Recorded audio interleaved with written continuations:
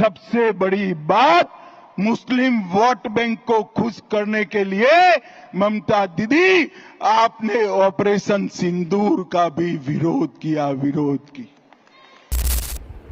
এক সময় নিজেকে চালা বলে দাবি করে ঘুরে বেড়াতেন, দ্বিতীয়বার বললেন পাহারাদার, এখন আবার বলছেন সিঁদুর বেচবেন। अमित शाह ने कहा कि ममता दीदी सबसे बड़ी चिंता उनको मुस्लिम वोट बैंक की है, यानी कि वो ममता बनर्जी हैं, बंगाल की सीएम हैं, मुख्यमंत्री हैं, वो चाहती हैं कि उनका मुस्लिम वोट बैंक है और इसीलिए उन्होंने ऑपरेशन सिंदूर का विरोध करती हैं और वक्फ संशोधन का विरोध करती हैं।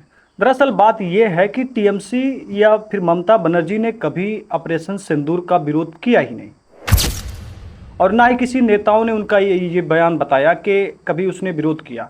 ऑपरेशन सिंदूर 7 मई 2025 को पाकिस्तान में आतंकवादी ठिकानों पर हमला करने के लिए बताया जा रहा है, लेकिन इसमें बात आ रही कि इसके जो विदेशी मंत्री हैं, जो जयशंकर जी हैं, इन्होंने कहा कि हमने हमला करने के समय में या उसी समय पर बता दिया पाकिस्तान को कि हम हमला करेंगे मगर आतंकवादियों के ठिकानों पर।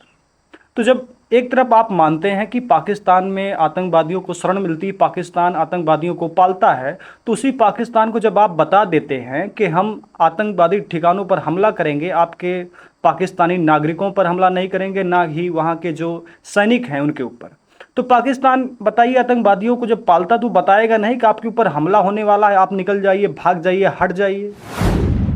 तो किस तरह से हमला किया गया, कई सारे सवाल ऑपरेशन सिंदूर से हैं। और दूसरी तरफ बात यह है कि जिसमें कई निर्दोष लोगों की जान गई थी, इस ऑपरेशन को भारतीय सशस्त्र बलों की बहादुरी और दृढ़ संकल्प प्रतीक माना गया। यह ऑपरेशन राष्ट्रीय हित से जुड़ा था और व्यापक रूप से समर्थन मिला, जिसमें विपक्षी दल भी शामिल रहे। अब लेकिन क्या टीएमसी ने वास्तव में ऑपरेशन सिंदूर का विरोध किया था? तो जवाब है नहीं। टीएमसी ने स्पष्ट रूप से कहा था कि राष्ट्रीय हित के मुद्दों का समर्थन करते हैं और उन्होंने आतंकवाद के खिलाफ लड़ाई में केंद्र सरकार का समर्थन किया था। ये न्यूज़ रिपोर्ट में लिखा है, प्रकाशित हुआ है। लेकिन फिर भी यहाँ पर अमित शाह जी बयान करते हैं कि ममता बनर्जी जो है वो मुस्लिम वोट बैंक के लिए विरोध करती हैं ऑपरेशन सिंदूर और वक्फ संशोधन बिल का। ममता बनर्जी ने कहा कि हम ऑपरेशन सिंदूर का समर्थन करते हैं, लेकिन हमें इस पर राजनीति नहीं करनी चाहिए, इसका इस्तेमाल राजनीति और वोट बैंक के लिए नहीं करना चाहिए। टीएमसी के नेता अभिषेक बनर्जी भी राष्ट्रीय प्रतिनिधिमंडल का हिस्सा थे, जो ऑपरेशन सिंदूर के बाद पाकिस्तान को जवाब देने के लिए गया था। तो फिर अमित शाह का यह आरोप किस लिए दिया गया? अमित शाह का बयान एक राजनीतिक रणनीति के हिस्सा माना जा रहा है, जिसका उद्देश्य है 2026 में पश्चिम बंगाल में जो चुनाव होना है उसके विमर्श में इसको माना जा रहा है। क्योंकि वहाँ पर फिर अब सवाल ये कि सरकार के पास ऑपरेशन सिंदूर में कितने फाइटर जेट गिरे, क्या नुकसान हुआ, किस तरह से कार्रवाई हुई, कई सारे सवाल, और मोदी जी के बड़े बड़े होर्डिंग, बड़े बड़े पोस्टर, यहाँ तक की बात तो ये भी आ गई कि अब घर घर सिंदूर बांटा जाएगा। क्यों बांटा जाएगा और सिंदूर किसको बांटा जाएगा? अब जैसे कि 26 से 27 लोगों की मौत हुई पहलगाम में, तो उनके घर सिंदूर थोड़ी जाएगा, या फिर किसी भी घर के सिंदूर क्यों जाएगा? क्या उसके अगर सिंदूर जाता है तो एक सुहागन पत्नी के लिए, और जब सुहागन पत्नी है तो उनका पति भी होगा, पति सिंदूर लाके देता है। तो यहाँ पर भाजपा नेता सिंदूर क्यों देने जाएंगे?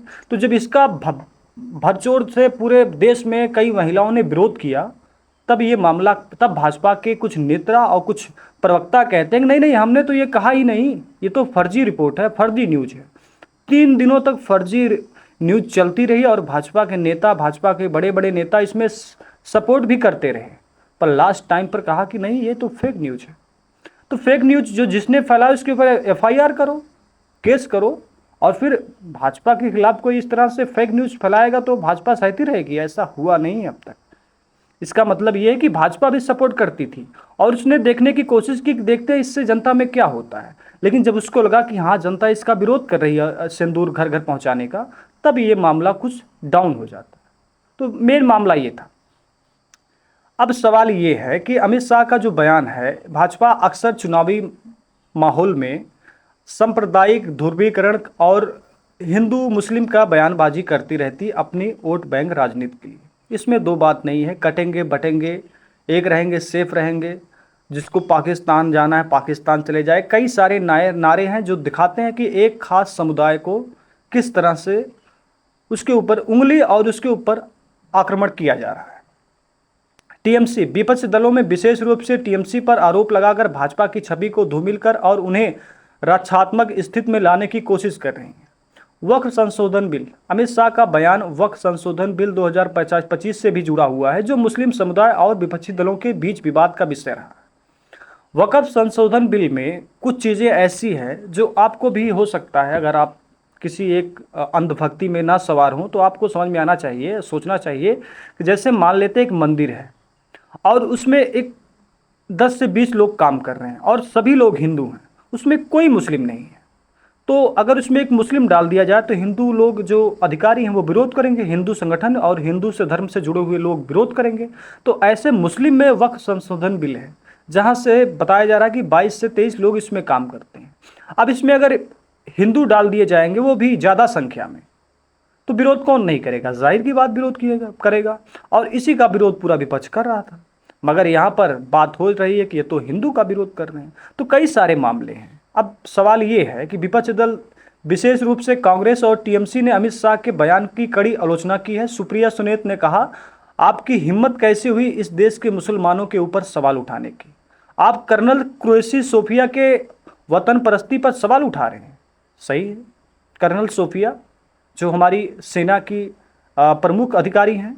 टीएमसी ने स्पष्ट किया कि वो राष्ट्रहित के मुद्दों पर राजनीति नहीं करनी चाहती और अमित शाह का बयान उनकी नीतियों का नेतृत्व और अनुचित हमला है, यानी कि बिना किसी प्रत्यारोप के उनके ऊपर हमला किया जा रहा है मुसलमानों के वोट बैंक को लेकर। तो निष्कर्ष सीधा से यह निकलता है कि अमित शाह का बयान एक राजनीतिक रणनीति का हिस्सा है, लेकिन यह तथ्यों के आधार पर गलत साबित होता है। टीएमसी ने कभी ऑपरेशन सिंदूर का विरोध नहीं किया। इस बयान से केवल ना राजनीतिक विवाद को बढ़ावा मिला है, बल्कि एक खास समुदाय के ऊपर आक्रमण के तौर पर इसको देखा जा रहा है। यह मामला हमें याद दिलाता है कि राजनीति तथ्यों पर भावनाओं के बीच संतुलन कितना महत्वपूर्ण है। क्या आपको लगता है कि इस तरह से राजनीति हमारे देश में होनी चाहिए जिस तरह से यहाँ पर करने की कोशिश की जा रही? अमित शाह वो इतने बड़े नेता, गृह मंत्री हैं और इस तरह से बयान करते हैं। मुसलमानों के वोट बैंक की राजनीति के लिए ऑपरेशन सिंदूर का विरोध किया गया और वहाँ पर सांसद टीएमसी कह रही कि हमने कभी विरोध किया ही नहीं, अखबार कह रहे हैं कि हमने विरोध नहीं किया।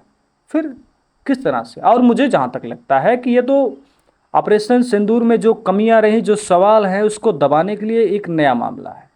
जब भी देश में चुनाव होता है तो भाजपा के कुछ बड़े नेता, भाजपा इसमें सवाल उठाती ताकि एक मुद्दे को भटकाया जा सके। जैसे कि बकरीद आ रही है तो बकरीद में बकरा ढूंढा जा रहा है, कौन सा बकरा मजबूत मिलेगा, ज़्यादा ओजन या ज़्यादा किलोग्राम का कौन मिलेगा। तो उसी मुद्दे को यहाँ पर भटकाने के लिए एक नया मुद्दा हिंदू मुस्लिम वाला एक फिर से चालू होगा और यही चलता आया है पिछले 10-11 सालों से, 12 सालों से, और ये चलता रहेगा आगे के समय में और तेज़ी से चलता रहेगा। अभी देखिए बिहार का चुनाव है, इसमें देखिए ऑपरेशन सिंदूर को लेकर भाजपा अपने बताएगी कि हमने इसमें क्या हासिल कर लिया। पूरे देश को शौर्य है अपने सेना पर पूरे देश को सोचना भी पड़ेगा कि मोदी जी की तस्वीर इतनी बड़ी बड़ी होर्डिंग ऑपरेशन सिंदूर में लगती है, जहां हमें सेनाओं की तस्वीर लगानी चाहिए थी, जहां उनका सम्मान करना चाहिए था, वहीं मोदी जी सारा श्रेय अपने को लेने, अपनी पार्टी को लेने की कोशिश कर रहे हैं। ऑपरेशन किसका था? पूरे भारत का। सैनिक किसके हैं? पूरे भारत के। सपोर्ट किसने किया? पूरा भारत सपोर्ट किया। एक आदमी इसका विरोध किया? जी नहीं। तो फिर अकेले ये मोदी जी और भाजपा का कैसे हो सकता है? आपके जो विचार हैं आप कमेंट में ज़रूर बताइएगा। धन्यवाद, नमस्कार।